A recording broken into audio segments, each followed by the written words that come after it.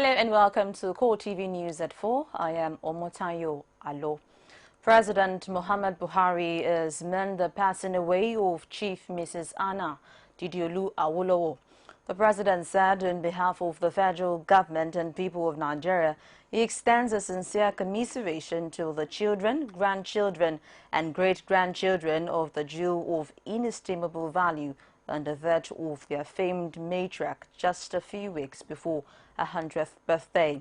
The president, in a statement signed by his spokesman Femi Adesina, said it joins millions of admirers of a late revered husband, Obafemi Awolowo, in mourning H.I.D. Awolowo, who will be long remembered and celebrated as the famous spouse and pillar of strength of the late nationalist and political leader and sage.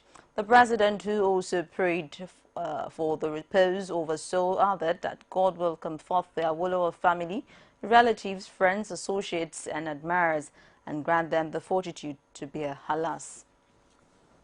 In the same vein, Lagos State Governor Akinwumi Ambode has ascribed the late Mrs. Anna Awolowo, wife of the late sage Obafemi Awolowo, as the backbone of progressive ideas.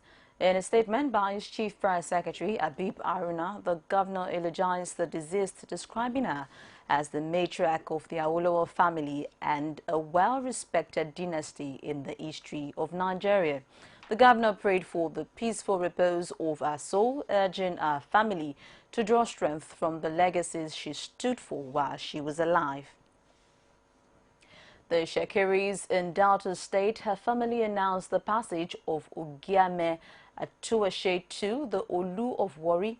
The ceremony, which was held at the Ode Shekiri, the traditional headquarters of the Shekiri, also saw the announcement of one of the late Olu's younger brothers, Godfrey Ikenwali Emiko, as the Olu designate, announcing both the passage of Atuashe II and the choice of Prince Ikenwali to the Shekiri National Congress. The eldest member of the Olu Advisor Council, Chief T.C. Giwon Yaya Pestu, also performed the traditional breaking of the calabash, which represents the death of the king. The Chief of Air Staff, Air Vice Marshal Sadiq Abubakar has warned the Boko Haram insurgents to surrender or face the full force of the nation's military capability. Abubakar gave the warning while addressing newsmen at the end of 2015 annual 10-kilometer walk jog exercise organized by the admin branch of the Nigerian Air Force in Abuja. He added that the Nigerian Air Force is working closely with all the forces to achieve the deadline to end insurgency in the northeast. The Air Force chief says the significance of the exercise is to keep the minds and body of officers and men fit and ready to combat insurgency. The Nigerian Army says its troops have arrested some members of Boko Haram who disguised as internally displaced persons. Army spokesman Colonel Sani Usman said in a statement that the intercepted persons are being screened by troops of the 21 Brigade for more information and confirmation of their true identity. He noted that troops have also dislodged Boko Haram terrorists from Disa and Balazala villages, both located in the Goza local government area. The Army spokesman added that 23 men, 33 women and 34 children were rescued in the process. A coalition of civil society organizations under the aegis of Heritage Center and the National Association of Nigerian Students has threatened to lead mass protests to foreign embassies in Abuja to protest alleged political vendetta against Senate President Bukola Saraki.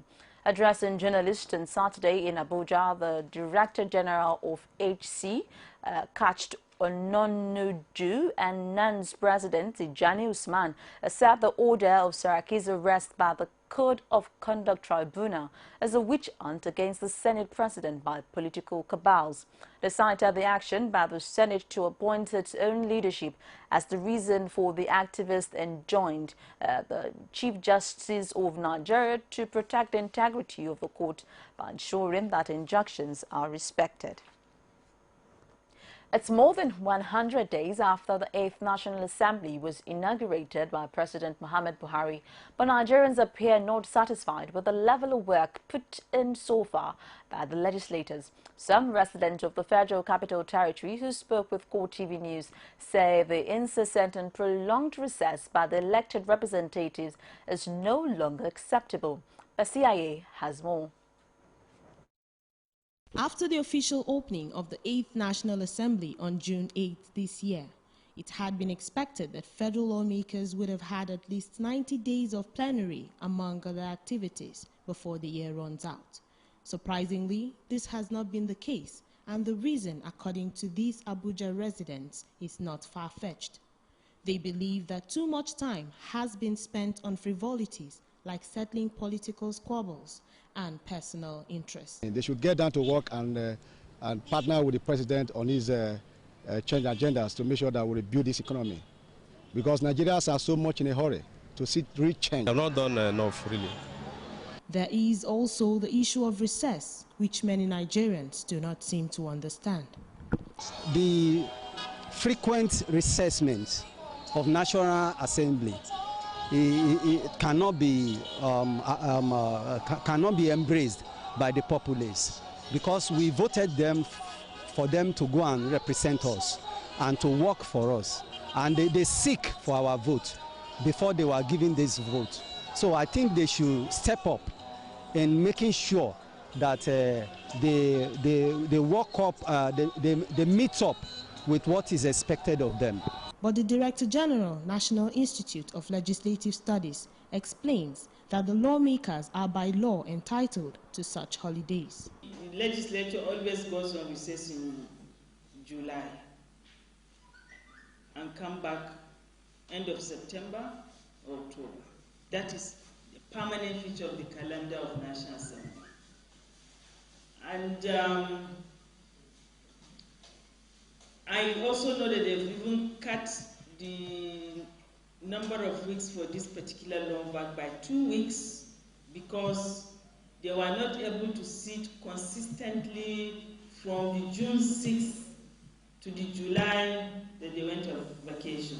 So now they reduced the long back to make up for the lost time.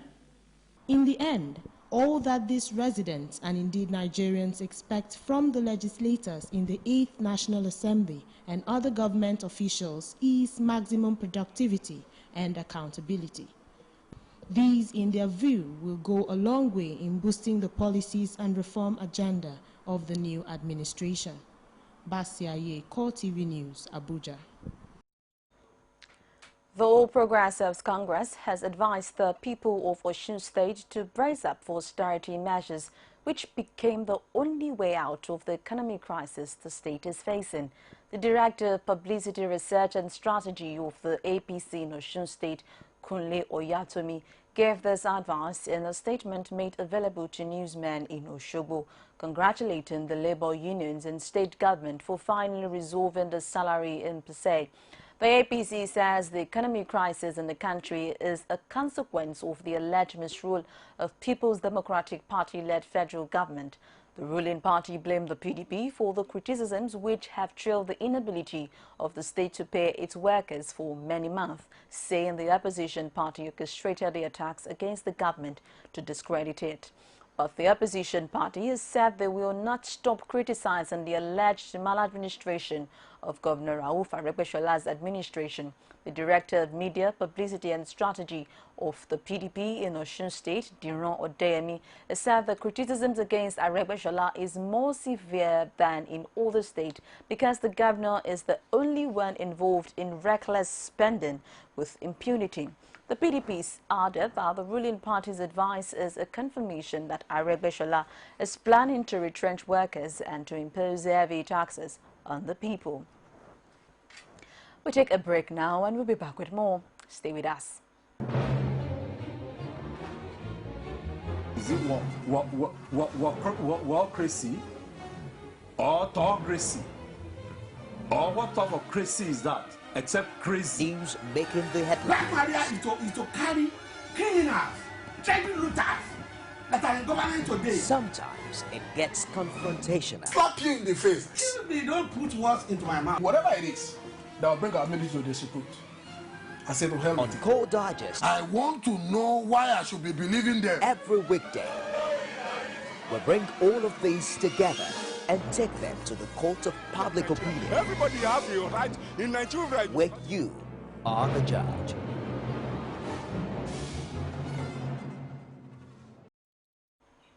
Welcome. If you just joined us, it's CoreTV News at 4. For more of our news stories and information, visit our social media platform, facebook.com/CoreTV News, our Twitter handle at CoreTV News NG. You could get more on our YouTube channel, youtube.com/CoreTV, live a space and news. The controversy surrounding the evacuation of shops in Ijora Market located in Ijora Badia, Orile Gomu axis of Lagos State, seems to have been laid to rest with the demolition of shops on the land by the owners, the Jora family of Lagos. The demolition, which was done under heavy security cover, did not, however, go down with this resident. But the family, however, says the legal occupant have themselves to blame. Maybe the government might be right for taking the possession of what's belong them, but at least they should be easy on it. The way the caterpillar is going, they might injure somebody. They are just being too fast on what they are doing. My other house have been already demolished. If they want to do anything, they should please demolish it down. No fatality. After getting the judgment, as a family who lost citizens, we give them some time so that maybe they will repent. But they didn't turn up. Instead of to turn up, they are doing the same thing. Even allocated the land to people. They are selling the land.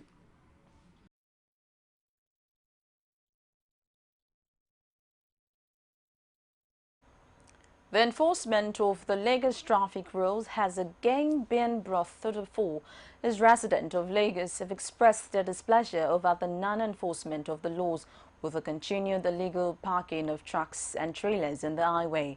Our correspondent has details.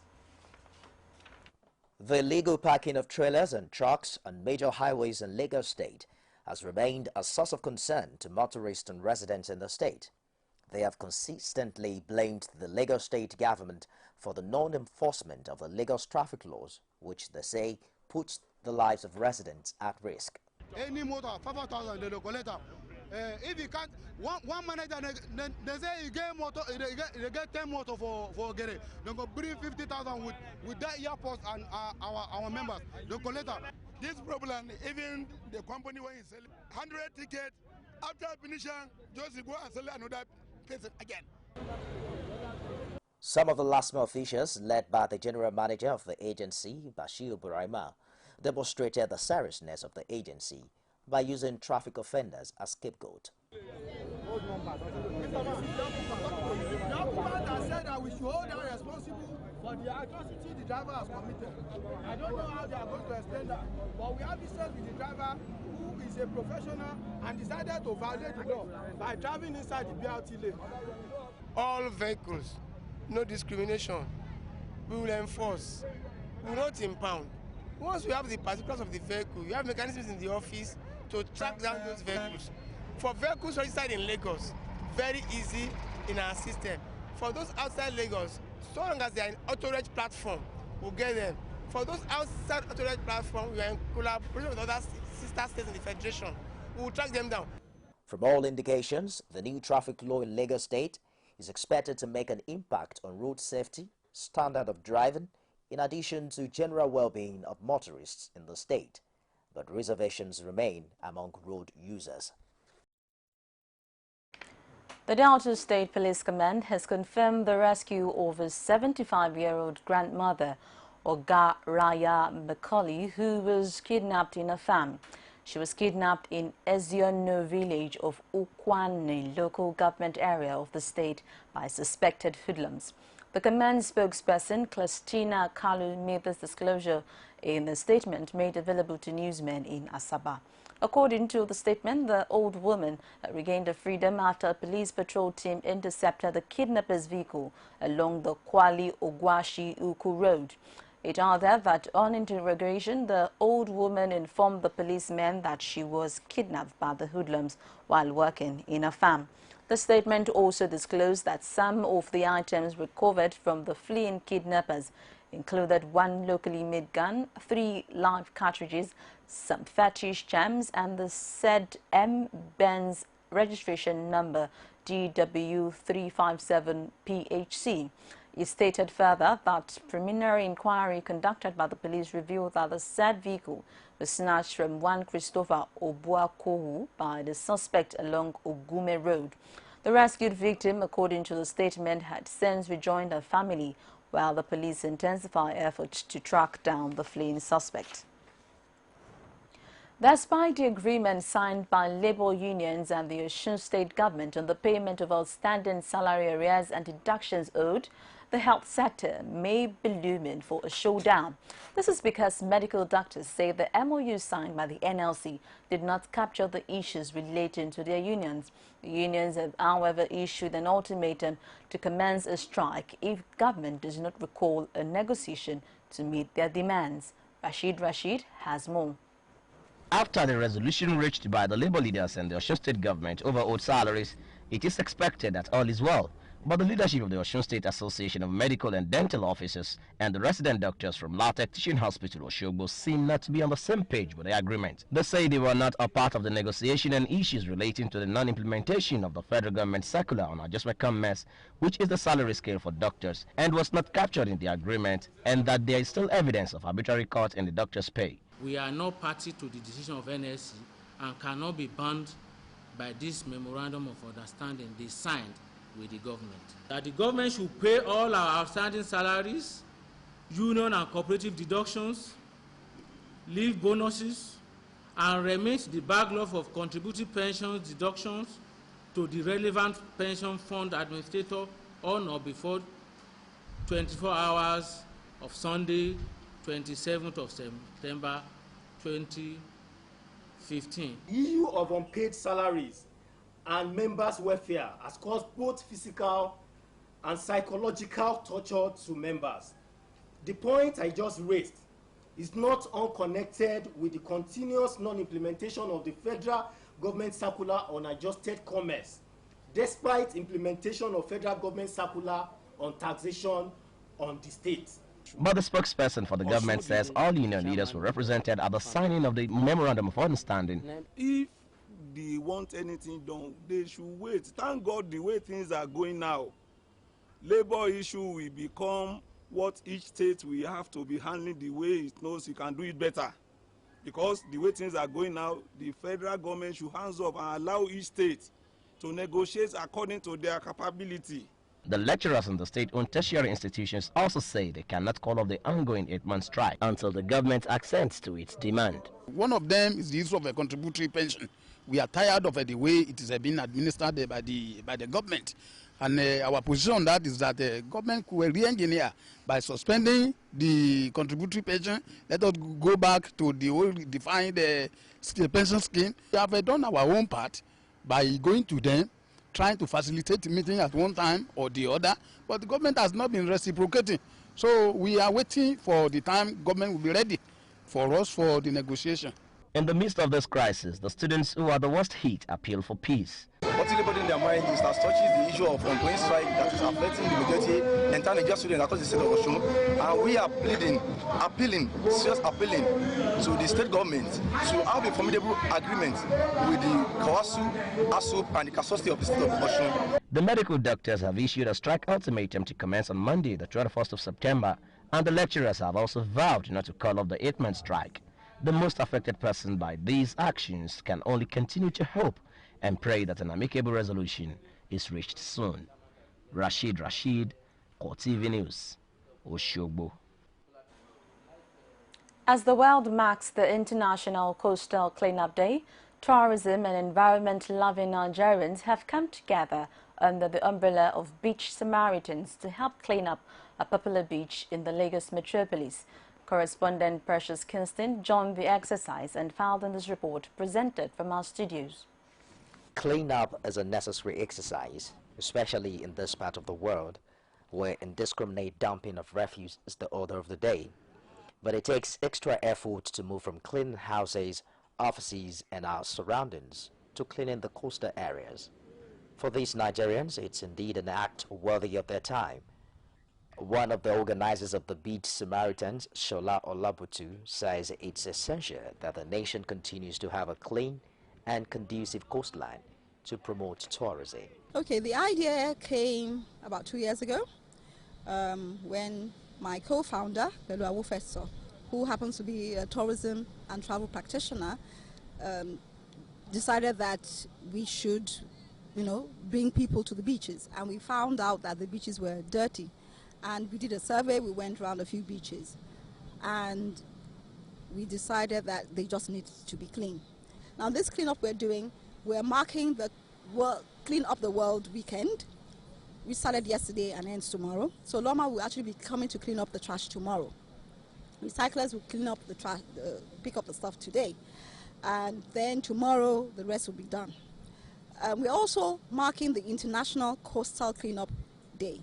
For these volunteers, the exercise is a necessity to address the worsening state of the beaches in Nigeria. I belong to a group called Beach Samaritan, which is a two group that came together, Waka Abat and Kate, Children and the Environment.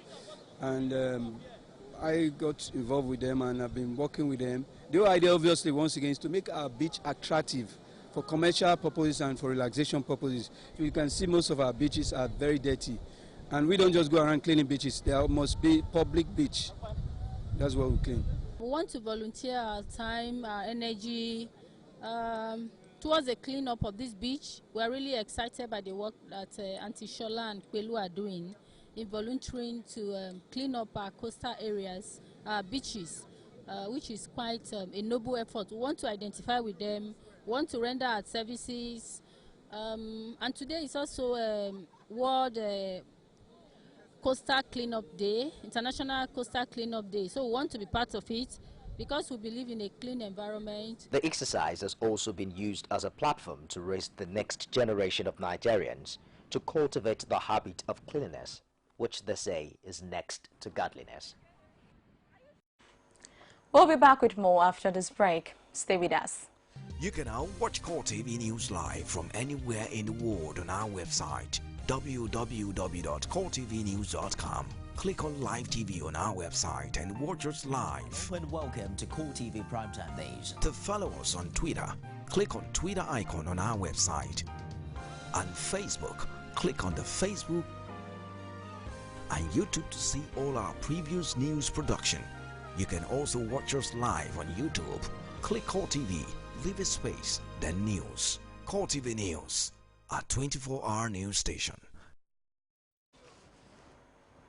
The International Fund for Agricultural Development says it is implementing a 7-year rural agriculture finance support program aimed at reducing poverty in at least 345,000 rural poor households in Nigeria. IFAD's country program manager Atsuko Toda to disclose this at a meeting with the management of Bank of Agriculture, BOA, Central Bank of Nigeria, CBN, and microfinance bank operators in Kaduna, said IFAD has given the sum of $27 million into the project. She pointed out that the program aims to tackle unemployment and poverty in Nigeria, as well as encourage economic growth and development. Toda urged BOA to ensure smooth and transparent implementation of the program so as to achieve its aim of poverty eradication. The Nigeria Extractive Industries Transparency Initiative has joined the federal government to amend the NEITI Act to enable it to implement an audit report on the extractive oil and gas sector of the economy. The Executive Secretary, NEITI, Zainab Ahmed, disclosed that there is no provision for remediation, which is the most critical part of the work and the much-needed reform that is required in the oil and gas and mining sectors. The NEITI executive also emphasized that powers to implement the report over audit will also help reduce the rate of corruption in the sector. And to outside Nigeria, the president of Benin Republic, famous Boni Yayi, has disclosed that Burkina Faso will return to civilian rule and reinstate an interim government led by President Michel Kafando. He disclosed this on Saturday after he held talks with coup leader General Gilbert Dindere in the capital, Ouagadougou. Boni Yayi said the transition led by civilians would be relaunched while also promising the citizens a better country. Thousands of Venezuelans today marched in cities across the country to protest the jailing of opposition leader Leopoldo López. López was sentenced to nearly 14 years in prison earlier this month on the charge of inciting violence at the anti-government demonstrations last year. The protesters, who claimed the sentence was politically motivated, last took to the street in May when the imprisoned politician went on strike to demand that the government set a date for legislative elections. Meanwhile, those elections have been set for December 6 and the opposition is pulling well ahead of the Socialist Party. Pope Francis has advocated the need for the United States and Cuba to continue their reconciliation. The Vatican made this call after a touchdown in Havana, his first stop in a two-nation visit that will also take him to the U.S. The first Latin American pope is to lead a mass in the Cuban capital's Revolution Square, which is expected to be attended by nearly 1 million people, and will address the crowd beside a large sculpture of his fellow Argentina, Che Guevara, following in the footsteps of his predecessor John Paul II and Benedict XVI. Great Britain are one win away from the Davis Cup final after Andy and Jamie Murray beat Australia's Leighton Elty and Sam Groth in the doubles. The dramatic 4-6, 6-3, 6-4, 6-7, 6-8 and 6-4 victory gives Britain a 2-1 lead in the best-of-5 tie in Glasgow. If Andy Murray wins the opening reverse singles match today, Britain will through to a first final since they finished runners-up in 1978. The winners will face either Belgium or Argentina in the final in November. Murray is expected to face Australian #1 Bernard Tomic, and if needed, Dan Evans would take on Tasney Kokinaskis in the final single match. And it's a wrap on CoreTV News at 4. Thank you so very much for joining. My name is Omotayo Alom. Bye for now.